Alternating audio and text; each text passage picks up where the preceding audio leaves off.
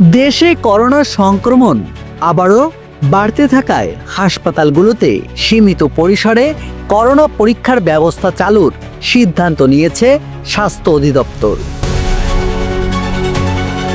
প্রাথমিকভাবে যেসব medical college ও জেলা হাসপাতালে RT-PCR ল্যাব রয়েছে সেখানেই এই পরীক্ষা শুরু হবে বলে জানা গেছে। বুধবার 11 জুন স্বাস্থ্য অধিদপ্তরের সংক্রমণ রোগ নিয়ন্ত্রণ শাখার পরিচালক অধ্যাপক হালিমুর রশিদ গণমাধ্যমকে এসব তথ্য জানায়।